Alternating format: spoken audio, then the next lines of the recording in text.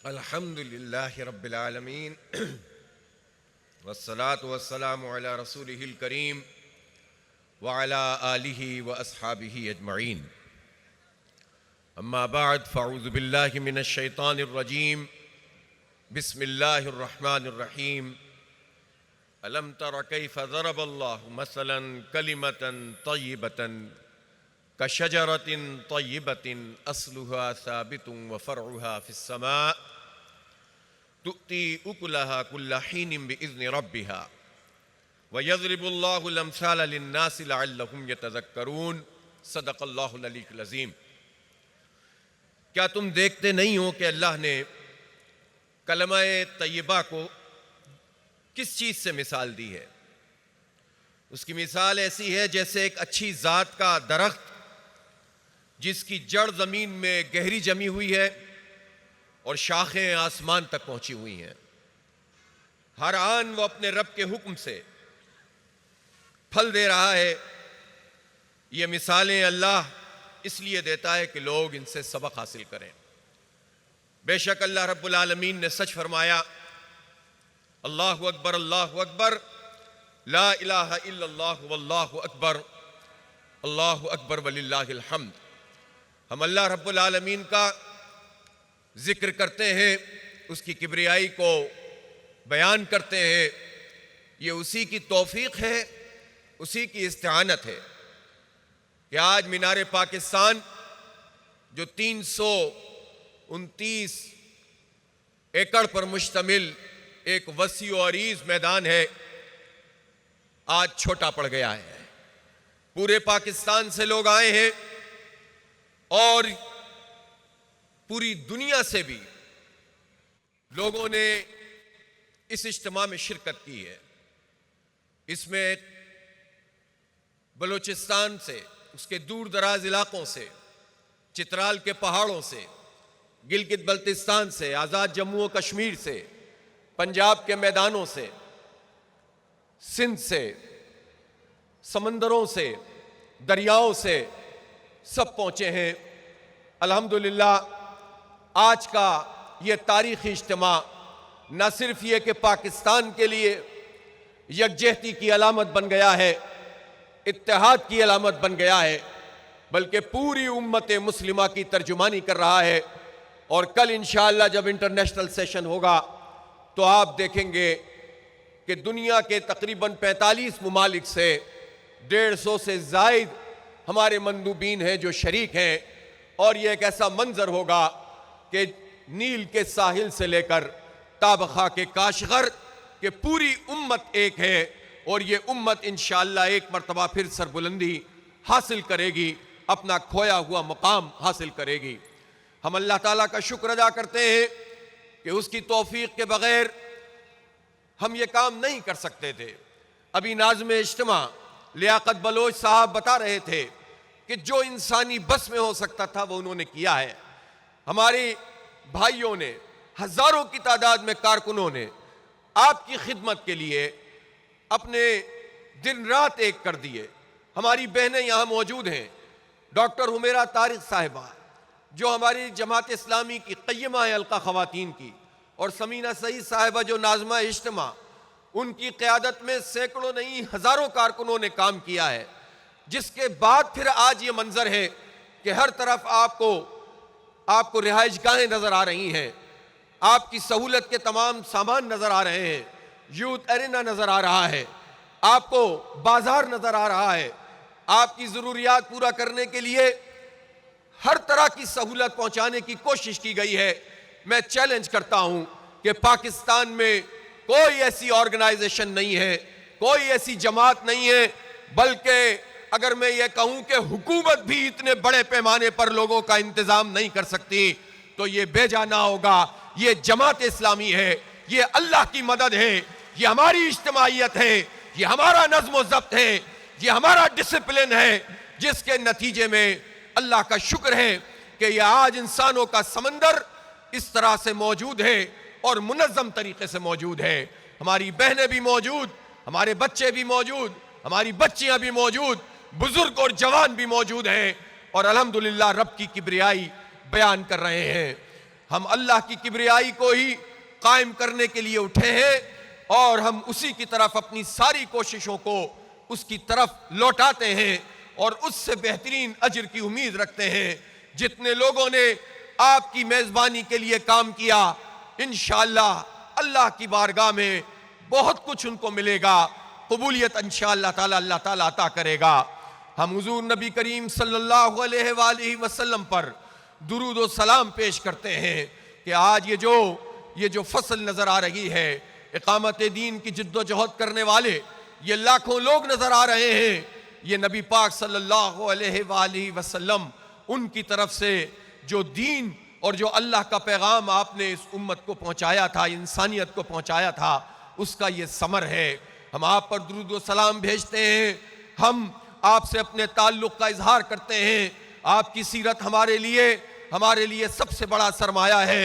लक़द कान लकुम फ़ी रसूलिल्लाहि उस्वतुन हसना लिमन कान यरजुल्लाह वल यौमल आखिर व ज़करल्लाह कसीरा। इसलिए दुरूद और सलाम नबी पाक सल्लल्लाहु अलैहि वसल्लम की ज़ात गिरामी पर। मेरे भाइयों और दोस्तों, आज हमें सैयद मौदूदी याद आ रहे हैं। अल्लाह ताला उनकी कब्र को नूर से भर दे। क्या अजीम शख्सियत थे, क्या उस शख्स ने तन्हा एक काम शुरू किया। क्या काम शुरू किया? मुसलमान तो मौजूद थे, उम्मत तो मौजूद थी, नमाज और रोज़ा भी था, हज और ज़कात भी, सब कुछ तो मौजूद था, लेकिन जगह जगह हम मगलूब हो गए थे। एक नबी पाक सल्लल्लाहु अलैहि वसल्लम की ज़ात गिरामी के दीन को कायम फरमा दिया, एक निज़ाम की सूरत में इस ज़मीन के ऊपर अल्लाह का ये इनाम हमें अता कर दिया। और उसके बाद हमने देखा कि खुलफाए राशिदीन ने इसी मनहज नबूवत पर इस निज़ाम को चलाया और उसकी कोशिश की, लेकिन बाद में ये मुलूकियत में तब्दील हुआ, फिर उसके बाद राजवाड़ों में तकसीम हो गया, फिर तवाइफुल मुलूकी आ गई, फिर आपस में इंतशार होने लगा, इल्म से दूरी इख्तियार की, इज्तिहाद से दूरी इख्तियार की, जिहाद के रास्ते को छोड़ा तो उसके नतीजे में बेजोर हो गए, कमजोर हो गए और जगह जगह मगलूब होना भी शुरू हो गए। ठीक है, 1200-1300 साल तक बादशाहों की हुकूमत मौजूद रही, निज़ाम किसी न किसी सूरत में चलता रहा, तालीम दी जाती रही, अदलो इंसाफ के इदारे कायम रहे, बहुत कुछ होता रहा, लेकिन बुनियादें टेढ़ी हो चुकी थीं। खिलाफत मुलूकियत में बदल चुकी थी, मुलूकियत ने इंतशार की कैफियत इख्तियार कर ली थी, इसलिए ये उम्मत अपने मनसब को खो चुकी थी।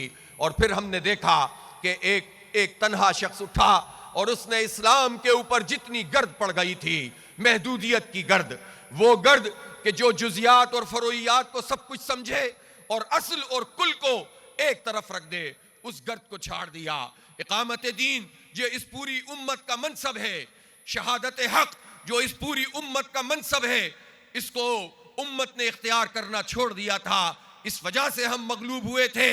हमारे सैयद मौदूदी रहमतुल्लाह अलैह ने अल्लाह पर भरोसा करके पहले तहरीर के मैदान में काम किया, लोगों को तसव्वुर दीन दिया, फहम दीन दिया, कुरान और सुन्नत की असल लोगों तक पहुंचाई और ये शऊर परवान चढ़ाया कि दीन की इकामत ना हो तो अल्लाह की किबरियाई कैसे बयान हो सकती है। जब अल्लाह रब्बुल आलमीन को हम सब कुछ अपना मानते हैं, वो मालिक है और खालिक है, वो मालिक है और कादिर मुतलक है, तो फिर कैसे मुमकिन है कि उसकी खुदाई का और उसकी उलूहियत का इकरार हम मस्जिद में तो करते हों, अदालत में ना करते हों, सियासत में ना करते हों, रियासत में ना करते हों, मईशत में ना करते हों, हुकूमत में ना करते हों, तो इसका मतलब तो यह है कि मस्जिद का रब अल्लाह है और अदालत और मईशत का और कानून और हुकूमत का और रियासत का इसका रब इंसानों को बना रखा है, कौमों को बना रखा है। यह सबसे बड़ा शिर्क है। इस शिर्क को खत्म करना होगा और दीन को एक निजाम बनाना होगा, दीन को गलबा अता करना होगा। वल्लज़ी अरसल रसूलहू बिलहुदा व दीनिल हक़्क़ लियुज़हिरहू अला दीन कुल्लिहि व कफ़ा बिल्लाहि शहीदा। उसकी मिज़ाक़ हमें अपनी जिम्मेदारियों को अदा करना होगा। पहले तहरीर लोगों के दिलो दिमाग पर असर करती रही, रिसालों में लिखे जाने वाली तहरीक आहिस्ता आहिस्ता लोगों को अपना असीर बनाती चली गई और फिर जब लोग जुड़ने लग गए, इल्मी बुनियाद पर जुड़ गए, फिक्री बुनियाद पर जुड़ गए, तो फिर ये तहरीक एक तहरीक के काबिल कालिब में सैयद मौदूदी ने ढाल दी और इस तहरीक के लिए उस तंजीम और इज्तिमाइयत का रास्ता इख्तियार किया जो आज अल्हम्दुलिल्लाह एक जबरदस्त तनावर दरख्त बन गया है। वो छोटा सा पौधा आज फल दे रहा है, बरगुबार ला रहा है। इंसानों का समंदर तो यहां मीनारे पाकिस्तान पे मौजूद है।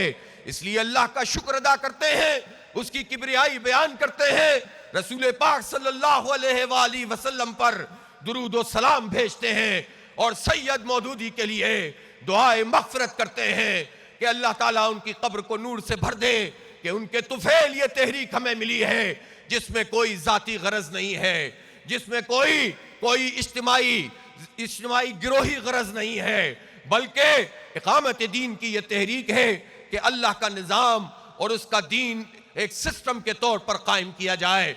इसलिए आज अपने अज़्म को दोहराने की ज़रूरत है। हम यहाँ क्यों आए हैं? हम यहाँ इसलिए आए हैं कि आज से 84 साल पहले जो जमात इस्लामी कायम हुई थी वो 75 अफराद पर मुश्तमिल थी। इसी शहर लाहौर में जमात बनी थी। 74 रुपए 14 आने के फंड से कायम हुई थी। और फिर उसके बाद क्या हुआ था? उसके बाद ये हुआ था कि एक अजीम इनकलाब इस बर्रे सगीर में रूनुमा हुआ था, पाकिस्तान बना था। और पाकिस्तान बना तो जमात इस्लामी पाकिस्तान भी बनी, जमात इस्लामी हिंद भी बनी। और फिर बाद में तो हमारा एक बाजू जुदा हो गया तो जमात इस्लामी बांग्लादेश भी बनी। लेकिन उससे पहले तो ये पूरी एक जमात इस्लामी थी।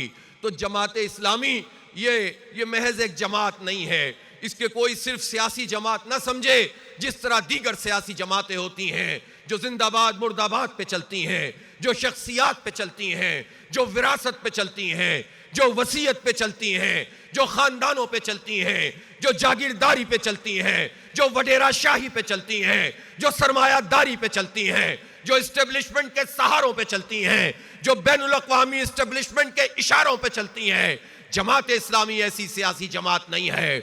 हम सियासत को इबादत समझ के करते हैं और सियासत को इसलिए करते हैं कि कानत बनु इसराइल तसूसुहुमुल अंबिया, कि जब किसी ने पूछा था तो नबी पाक सल्लल्लाहु अलैहि वसल्लम ने फरमाया था कि बनु इसराइल की सियासत तो बनु इसराइल के अंबिया फरमाते थे। हमारे आका नामदार सल्लल्लाहु अलैहि वसल्लम ने सियासी अमल को आगे बढ़ाते हुए अल्लाह का निजाम कायम किया था, हुकूमत और रियासत कायम की थी। इसलिए हम सियासत करते हैं। यह हमारी जाती गरज के लिए नहीं है, किसी इलेक्टेबल के लिए नहीं है, किसी अमीर जमात के लिए नहीं है, अल्लाह के लिए, उसके रसूल के लिए है, उनके लाए हुए निजाम के लिए है। इसलिए जमात इस्लामी को हम दीनी तहरीक है, हमें कोई मजहबी गिरोह ना समझे, हमें कोई मसलकी गिरोह ना समझे। ये फिरक़े वारियत, इसको हमने 100 बार अपने से जुदा कर दिया है। हम फिरक़े वारियत पर यकीन नहीं रखते, हम मसलकों का एहतराम करते हैं। हर इमाम जिसने फ़िक़्ह को मुरत्तब किया वो काबिल क़द्र है। हर आलिम दीन जिसने दीन की खिदमत की वो हमारे माथे का झूमर है। हर वो शख्स जिसने दीन के लिए कोई चिराग भी जलाया हो वो हमारे लिए बहुत मानी रखता है।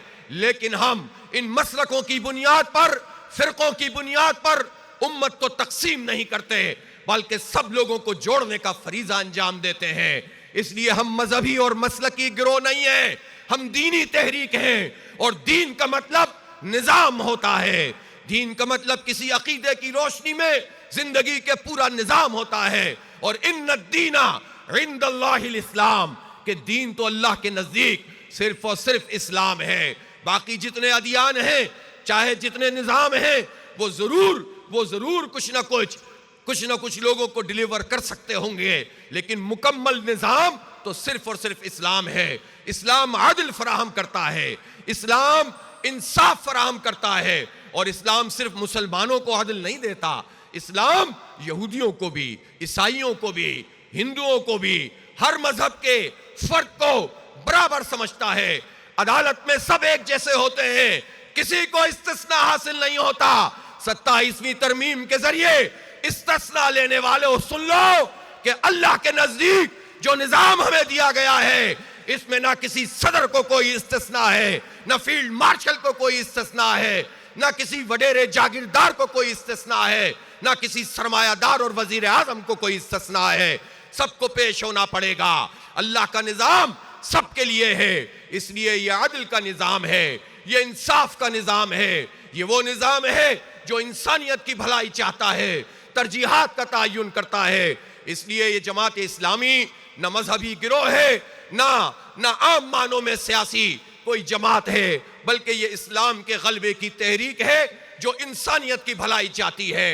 इसीलिए हमारा विजन ग्लोबल है। हम कश्मीर के मुसलमानों के लिए कुड़ते हैं, हम फलस्तीन के लोगों और मजलूमों के लिए उठकर खड़े होते हैं, मिलियन मार्च करते हैं, एहतजाज करते हैं, उनकी मदद हर मुमकिन तरीके से करते हैं, उनके लिए आवाज उठाते हैं। इसलिए कि हम आफाकियत और बैनुल अक़वामियत पर यकीन रखते हैं। अल्लाह की पूरी जमीन पर अल्लाह का निज़ाम कायम करना चाहते हैं, ताकि दुनिया में जो नाइंसाफी मौजूद है, जो जुल्म मौजूद है, जो फसाद मौजूद है, उसको मिटा दिया जाए और उसके बाद अदल और इंसाफ का निज़ाम कायम हो। इसलिए जमात इस्लामी सैयद मौदूदी ने जिन बुनियादों पर कायम की थी, वो खुलूस थी, वो लिल्लाहियत थी, वो तकवा था, वो इल्म था। यही हमारी मीरास है, यही इसी विरसे को लेकर हम उठे हैं और इंशाअल्लाह आखिर दम तक इसी पर कायम रहेंगे और इसी तरह से अपने तहरीक को आगे बढ़ाते चले जाएंगे।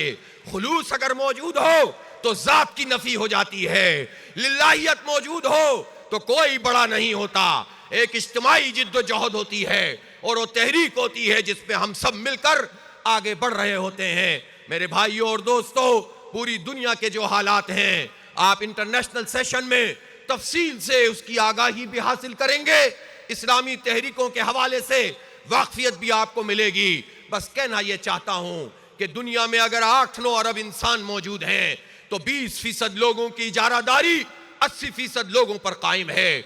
80% लोगों के इस्तेहसाल पर 20% लोगों की दुकान चल रही है और उन 20% लोगों में भी जो निज़ाम है उसमें भी सरमायादारी का निज़ाम है।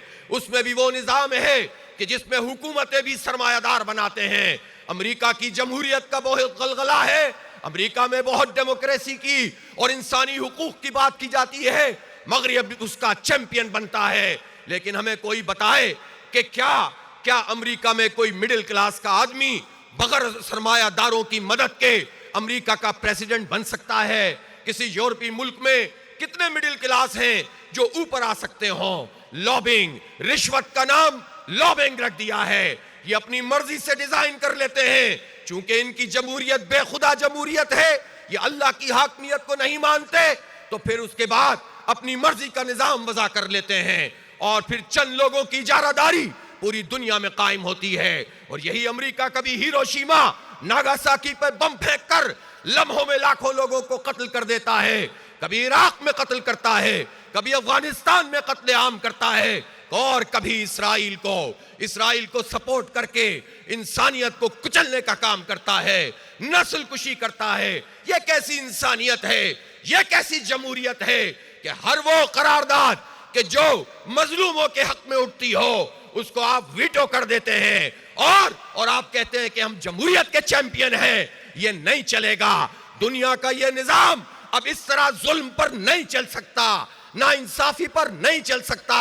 ये इसलिए आपका जो विजन है वो ये है कि आप तो सिर्फ मुसलमानों के निजात दहिंदा नहीं है, आप तो पूरी इंसानियत के निजात दहिंदा हैं।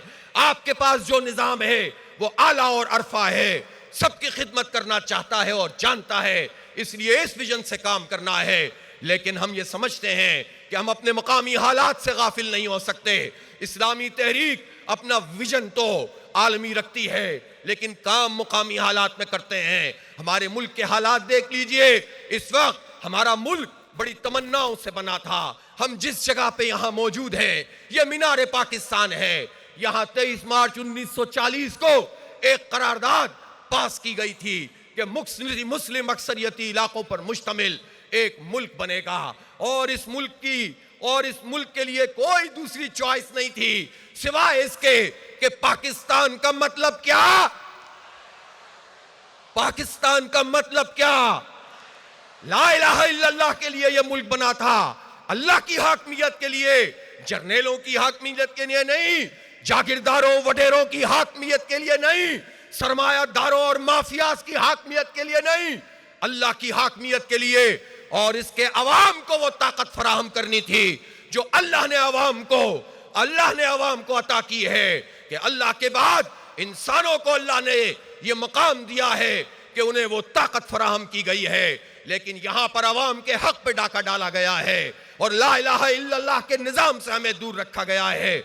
इसलिए आज हम मीनारे पाकिस्तान के साए तले एक मर्तबा फिर उसी अज़्म का इजहार कर रहे हैं कि इंशाअल्लाह इस मुल्क में अदल का निजाम लाएंगे, इंसाफ का निजाम लाएंगे, और इंसानों पर जो इंसान खुदा बन बैठे हैं उन्हें उनके मनसब से माजूल करेंगे, महरूमों की आवाज बनेंगे, मजबूरों की आवाज बनेंगे, मजदूरों की आवाज बनेंगे, किसानों की आवाज बनेंगे, नौजवानों की आवाज बनेंगे, तलबा की आवाज बनेंगे, हर उस फर्द की आवाज बनेंगे जिसका हक गस्ब किया जाता है। और हम अपनी इस तहरीक को इंशाअल्लाह महमेज देंगे, अज़म से हम किनार होकर जाएंगे और एक बड़ी तहरीक को बर्पा करेंगे। मैं इज्तिमा के तीसरे दिन इंशाअल्लाह लाए अमल का ऐलान करूंगा, जिसके बाद एक अज़म से, एक नए अज़म से बदल दो निजाम तहरीक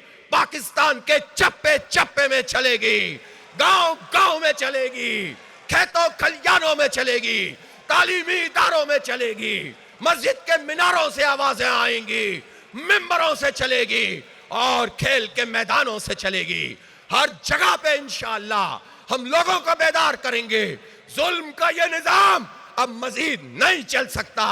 ताकत के जरिए, बंदूक के जरिए, गोली से, गाली से, नफरत से, तासुब से, तकसीम से बहुत इख्तिदार तुमने चला लिया। अब ये इख्तिदार नहीं चलेगा तुम्हारा, अवाम को तुम्हें हक देना पड़ेगा। मेरे भाई और दोस्तों, मेरी बहुत इज्जत मां बहनों बेटियों, लोग आपकी तरफ देख रहे हैं और आपको एक बहुत बड़े फरीजे को अंजाम देना है। हमारी मुशावरत का अमल जारी है। मैं इंशाअल्लाह 23 तारीख को दोपहर में लाए अमल का ऐलान करूंगा। लेकिन अभी ये मैं कहना चाहता हूं कि 3 बातें ऐसी हैं जिस पर हम लाए अमल का ऐलान करेंगे। कश्मीर, उस पर हम सौदेबाजी नहीं करने देंगे। ये भारत से जब जंग हुई तो पूरी कौम एक हो गई थी, सबने हुकूमत का साथ दिया। हमें मालूम था ये फॉर्म 47 वाली हुकूमत है, हमें मालूम था कि ये 17 सीटें भी नहीं जीते, इख्तिदार में ले आए गए हैं। हमें शिकवा एस्टेब्लिशमेंट से कि जिसने ये सारा अरेंजमेंट किया, लेकिन इसके बावजूद जब दुश्मन सामने आकर खड़ा हुआ तो हमने कहा कि इस वक्त इख्तिलाफ नहीं करेंगे, इत्तेहाद का मुजाहरा करेंगे। अल्लाह ताला ने खुसूसी इस्तेआनत फरमाई, भारत को हजीमत से दो चार होना पड़ा तो हमने अफवाज का भी हौसला बढ़ाया, हुकूमत से भी अपने ताउन का यकीन दिलाया और कौम को भी मुज्तमा किया। हालांकि ऐसी आवाजें खुद पाकिस्तान में मौजूद थीं जो किसी न किसी सबब से हुकूमत से नाराज थे या एस्टेब्लिशमेंट से नाराज थे, तो उन्होंने तो भारत की आवाज में आवाज मिलाना शुरू कर दी थी। लेकिन हम मौका परस्त नहीं है, हम अपनी बुनियादों को जानते हैं। इसलिए हमने हुकूमत से कहा कि इस मौके पे हम आपका साथ देंगे। लेकिन आप तो एक ट्रंप की एक कॉल पर आपने जंगबंदी कर दी, और जो नुकसान हम भारत को मजीद पहुंचा सकते थे, अगर 2 दिन भी ये जंग जारी रहती तो वो नुकसान उसको पहुंचता कि दोबारा भारत उठकर खड़ा होने के काबिल नहीं हो सकता था। लेकिन आपने जंगबंदी की और ये कहा कि ट्रंप ने कहा है कि वो सालिसी करवाएगा। मैं पूछना चाहता हूं वो सालिसी कहां चली गई? और मैं ये भी कहना चाहता हूं कि ट्रंप की आशीर्वाद और उसकी खुशामद से पाकिस्तान तरक्की कभी भी नहीं करेगा। तारीख का ये सबक है, जो अमेरिका के चक्कर में पड़ जाता है वो कभी भी आगे नहीं बढ़ पाता। इसलिए अगर आप ये समझते हैं कि आप अमेरिका की लाई गई करारदाद जो गजा के खिलाफ हो और इस्राइल के हक में हो, आप उसकी हिमायत करके ट्रंप की खुशनुदी हासिल करके कुछ हासिल कर लेंगे, तो कुछ हासिल नहीं होगा। अमेरिका की तारीख बेवफाई की तारीख है। अमेरिका की तारीख मुसलमानों को कुचलने की तारीख है। ट्रंप से किसी खैर की उम्मीद नहीं है। इसी तरह कश्मीर के मसले पर प्रिंसिपल स्टैंड हमारा मौजूद है कि हक के खुद इरादियत मिलनी चाहिए। अक़वाम मुत्तहिदा की करारदादें मौजूद हैं, उसे एक तरफ रख के किसी सालिसी को हम कबूल नहीं करते और हमें कश्मीरियों के साथ खड़ा होना पड़ेगा। ये उनका हक है, इसलिए कि कश्मीर पर भारतीय फौज काबिज है और काबिज फौज के खिलाफ लड़ना ये उनका इंडिजिनस राइट भी है, उनकी हिमायत करना हमारी जिम्मेदारी भी है। इसी तरह फलस्तीन के हवाले से भी यह कहना चाहता हूं कि इस मीनार पाकिस्तान पे 23 मार्च 1940 को जो करारदाद पाकिस्तान पेश की गई थी, तो एक दूसरी करारदाद भी पेश की गई थी और वो फलस्तीन के लिए थी, उनकी आजादी के लिए थी। ये रिश्ता है हमारा फलस्तीन से। ऑल इंडिया मुस्लिम लीग का कोई इजलास फलस्तीनियों की हिमायत से खाली नहीं होता था। इसीलिए कायदे आजम ने कहा था कि इस्राइल मगरिब का नाजायज बच्चा है, हम कभी इसे कबूल नहीं करेंगे। और अब हम ये देख रहे हैं कि आप अमेरिका की खुशनुदी हासिल करने के लिए दोबारा पाकिस्तान को उसी रास्ते पर डालना चाहते हैं कि जो आज से 24 साल पहले मुशर्रफ ने जिस पे डाला था और पाकिस्तान को तबाह बर्बाद करने का सामान किया था। दहशतगर्दी उसके नतीजे में पनपी थी।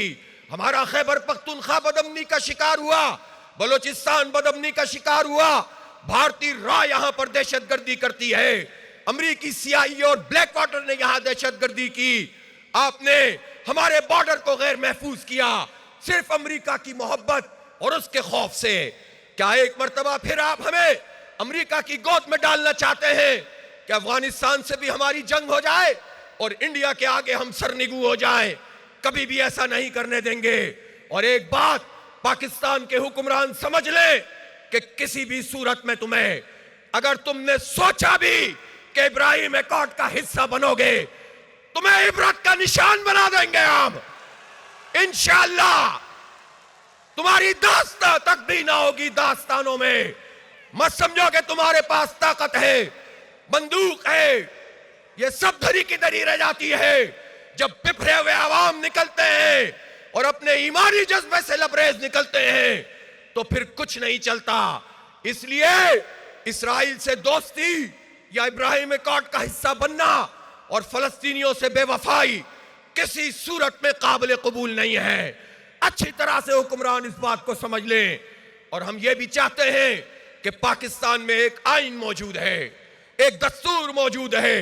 ये दस्तूर हमें बुनियादी इंसानी हुकूक देता है, ये दस्तूर हमें तालीम का हक देता है, ये दस्तूर सेहत की सहूलतों का इजहार करता है, ये दस्तूर बताता है कि खवातीन को तहफ़्फ़ुज़ कैसे दिया जाएगा, ये दस्तूर बताता है कि ये चारों सूबों के अवाम किस तरह से एक हो सकते हैं, उनके हुकूक किस तरह मिल सकते हैं।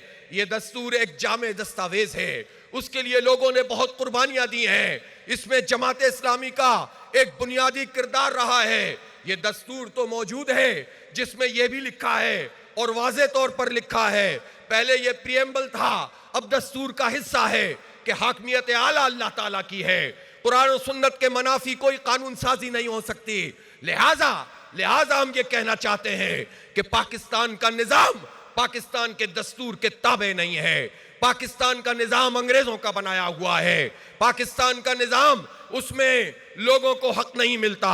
दस्तूर कहता है कि हाकमियत आला अल्लाह ताला की, कुरान और सुन्नत के मनाफी कोई कानून साजी नहीं हो सकती, लेकिन सूद की मईशत मौजूद है जो अल्लाह और उसके रसूल से जंग है। दस्तूर कहता है 25A में कहता है कि 5 से 16 साल के बच्चों को मुफ्त और लाजमी तालीम दी जाएगी, यानी मेयारी तालीम दी जाएगी। दूसरी क्लॉज बताती हैं कि सबको बराबर की सतह पर बराबर के मौके मिलेंगे, लेकिन यहाँ गरीबों की तालीम अलग है, मिडिल क्लास की अलग है, अमीरों की अलग है, सबको बराबरी के मौके नहीं मिलते। दस्तूर की खिलाफ वर्जी है, अंग्रेज का बनाया हुआ निजाम चल रहा है। ब्यूरोक्रेसी जिसको कौम का खादिम होना चाहिए वो कौम की हाकिम बन जाती है। माइंडसेट ये बनाया जाता है जो लैंड रिफॉर्म पड़ोसी मुल्क में 1947-48 में हो गई, आज 78 साल बाद भी नहीं हो सकी। अंग्रेजों ने जिन लोगों को सैकड़ों मुरब्बे जमीन अता की थी, गद्दारियों की वजह से, मुसलमानों का खून बहाने की वजह से, वो जागीरदार और उनकी नस्लें आज भी हम पर मुसल्लत हैं। 97% छोटे काश्तकार और किसान हैं, सिर्फ 3% बड़े बड़े जागीरदार हैं। लेकिन जो ज़राई पॉलिसी है वो जागीरदारों की मरून मिन्नत है। ये सारे बड़े सैकड़ों मुरब्बे वाले जागीरदार पूरे साल में सिर्फ 6 अरब रुपए जमा कराते हैं और मिडिल क्लास तनख्वाहदार तबका 550 अरब रुपए इनकम टैक्स जमा कराता है। यह नाइंसाफी का निजाम है, ये वीआईपी कल्चर का निजाम है। यहां चीनी माफिया, यहां आटा माफिया, यहां आईपीपीज माफिया, यहां पर आड़तियों की इजारादारी का निजाम जो हुकूमत से मिले हुए होते हैं, किसानों का इस्तेहसाल करते हैं। यहां वो निजाम जहां 8.5 करोड़ लेबर मौजूद है और 90% को मुलाजमत के बुनियादी हुकूक हासिल नहीं है। यहां हमारी माओ बहनों को तहफ़्फ़ुज़ हासिल नहीं है, बाइज्जत ट्रांसपोर्ट हासिल नहीं है, दफ्तरों में हैरेसमेंट का निशाना बनती है। कोई अदालत नहीं है कि जो ने इज्जत के साथ उनके मसले को टेकअप कर सके। घरेलू तशद्दुद हो या समाजी तफरीक हो, ये इज्जत से अपना हक हासिल नहीं करती। बहैसियत मजमूई विरासत में इनको हिस्सा नहीं दिया जाता। ये कानून और ये निज़ाम जो इस वक्त हम पर मुसल्लत है, ये हमें हुकूक फराहम नहीं करता। लिहाजा लोग पूछते हैं आप किस निज़ाम को बदलने की बात करते हैं और किस निज़ाम को लाने की बात करते हैं। हम दस्तूर की बालादस्ती का निज़ाम चाहते हैं जिसमें अल्लाह की हकमियत हो, सारे इंसान बराबर हो, किसी को कोई इस्तिस्ना नहीं हो। हम वो निज़ाम चाहते हैं जिसमें सबको तालीम का बराबर हक मिले, रोजगार की बराबर मौके मिले, नौजवान नस्ल का हाथ पकड़ा जाए। ये नौजवान नस्ल जो पाकिस्तान में 30 साल तक की उम्र के 65% लोग हैं, इनको कोई पढ़ाना नहीं चाहता। हमारे जो इंटर बमुश्किल कर लेते हैं उसमें से 88% आला तालीमी इदारों में नहीं जा सकते। जो 5 से 16 साल तक के बच्चे हैं, 3 करोड़ बच्चे आउट ऑफ स्कूल हैं। ये क्या करेंगे? ये किसका शिकार होंगे? ये कहां जाएंगे? ये तुम क्या कर रहे हो? ये जुल्म खत्म कर दो। और मैं आप लोगों से कहता हूं कि इन जालिमों के खिलाफ उठकर खड़े हो जाएं जो हमारे बच्चों का हक खा रहे हैं, जो चंद लोगों को पढ़ाते हैं, हमारे बच्चों को जाहिल बनाते हैं। ये खुद तो बहुत पढ़े लिखे होते हैं, ये 78 साल से हम पर मुसल्लत हैं। मैं पूछना चाहता हूं 78 साल में पाकिस्तान पर किसकी हुकूमत रही है? इन्हीं जागीरदारों की, इन्हीं वडेरों की, इन्हीं सरमायादारों की, इसी मिलिट्री और सिविल ब्यूरोक्रेसी की। ये तो बहुत पढ़े लिखे होते हैं, ये तो अपने आप को अक्ले कुल समझते हैं। 78 साल तुम्हारे फेलियर के साथ 78 साल हैं, तुम्हारी नाकामी के 78 साल हैं। तुम अपनी नाकामी का एतराफ करो और अवाम के हाल पर छोड़ दो, जबरदस्ती लोगों को मुसल्लत ना करो। इसलिए नौजवानों, इसलिए मेरी बहनों और माओ, एक बड़ी तहरीक आपकी मुंतजिर है। हम कौम को मायूसियों में नहीं छोड़ सकते, हम कौम को इस तरह से परेशान हाल नहीं छोड़ सकते, हम नौजवानों को नाउमीद नहीं छोड़ सकते।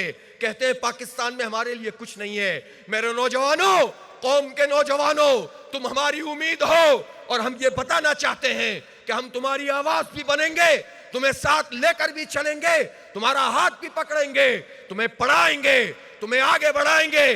अभी तो सिर्फ बनो काबिल प्रोजेक्ट शुरू हुआ है, तो लाखों नौजवान इसके साथ वाबस्ता होते चले जा रहे हैं, ग्राउंड भर जाते हैं। हमारी बच्चियां भी होती हैं, बच्चे भी होते हैं, हाउसवाइफ भी होती हैं। जमात इस्लामी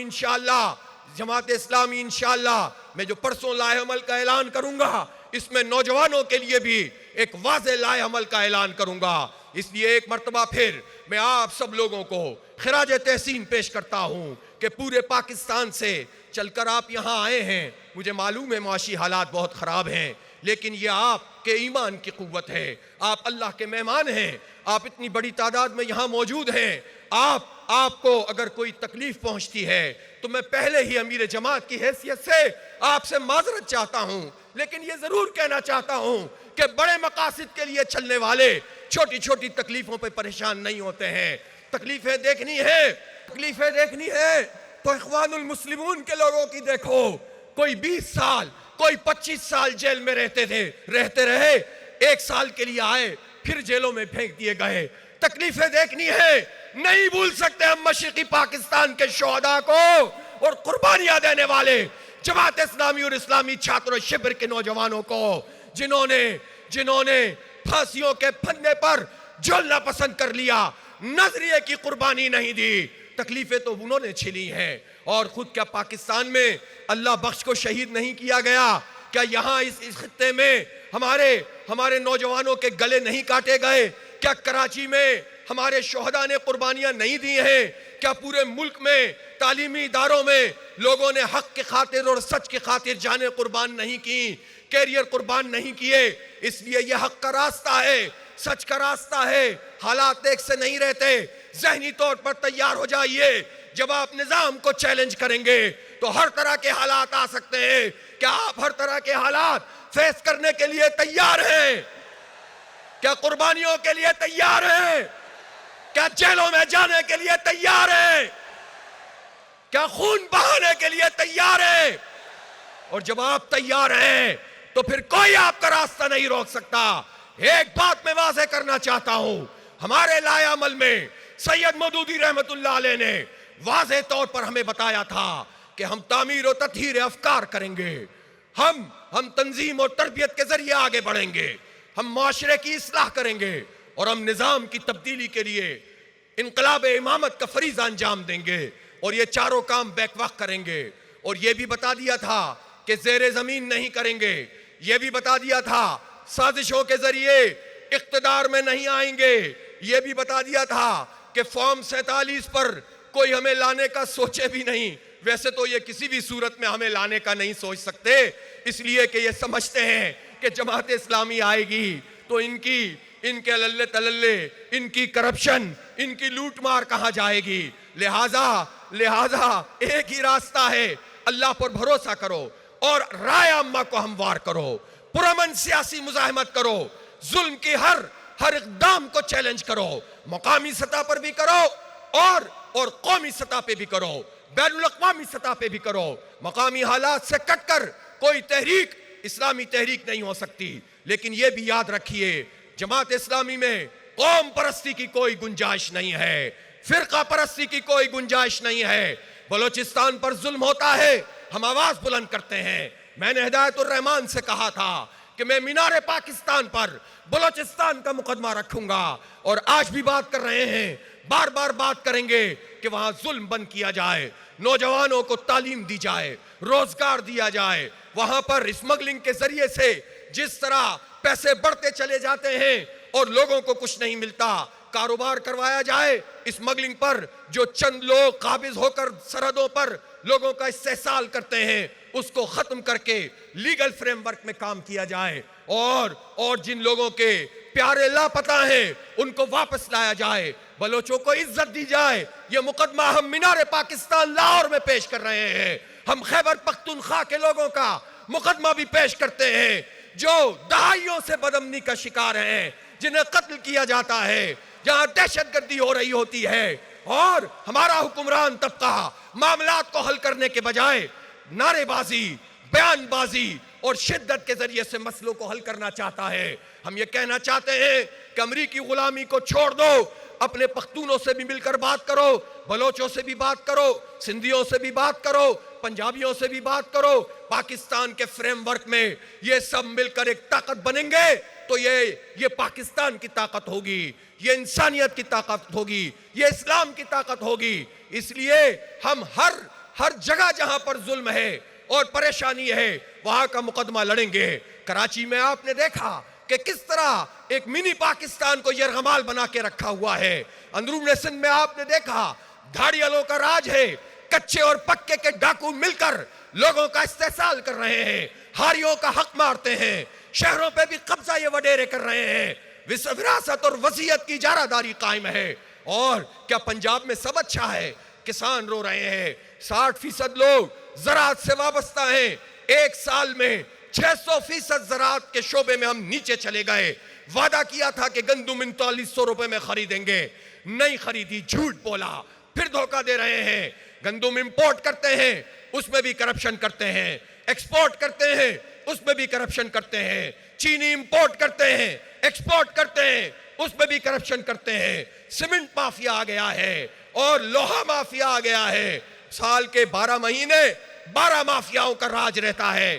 कैसे चलेगा यह निजाम? इसलिए पूरे पाकिस्तान की आवाज बनना है। आजाद कश्मीर और गिलगित बल्तिस्तान के लोगों से भी कहना चाहता हूं, वो भी बड़ी तादाद में आज यहां मौजूद हैं। आप हमारे भाई हैं, आपको हम पाकिस्तान का हिस्सा समझते हैं। ये तो हमारी बैनुल अक़वामी मजबूरी है कि चूंकि हक़ खुद इरादियत का मामला है, रेफरेंडम होना है, वरना तो आप पाकिस्तान हैं, पाकिस्तान आप हैं। अगर चंद लोगों की वजह से कोई परेशानी होती है तो पाकिस्तान को कोई कसूर नहीं है। आप आज़ादी से पाकिस्तान में आते हैं, यहाँ मुलाजमतें करते हैं, हम आपको दिल में बसाते हैं। आपसे हमें कोई जुदा नहीं कर सकता। कश्मीर पाकिस्तान का है, पाकिस्तान कश्मीर का है और पूरे के पूरे कश्मीर और जम्मू का है, गिलगित बल्तिस्तान का है। तो गिलगित बल्तिस्तान के पहाड़ों में रहने वालों, आजाद जम्मू और कश्मीर के लोगों और मकबूजा कश्मीर के लोगों, पाकिस्तान तुम्हारा है, पाकिस्तान के लोग तुम्हारे हैं। इसलिए कभी भी आजाद कश्मीर के लोग ये ना समझें कि हमसे जुदा होकर आपको कुछ मिल जाएगा। वो जो मशरिकी पाकिस्तान जुदा हुआ तो आज क्यों पलट कर आ गया है? क्यों उसने इंडिया के खिलाफ तहरीक शुरू कर दी है? क्यों हसीना वाजिद को एयरलिफ्ट से उठाना पड़ा था?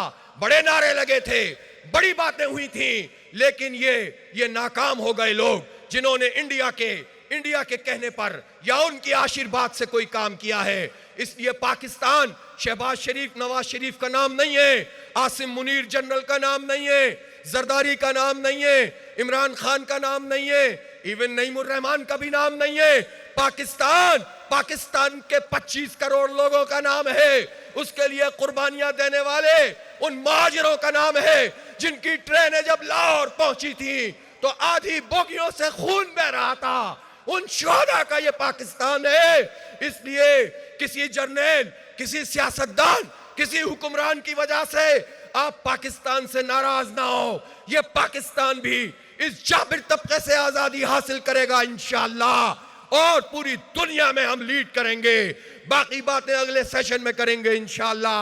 व आखिर दावाना अनिल हम्दुलिल्लाहि रब्बिल आलमीन।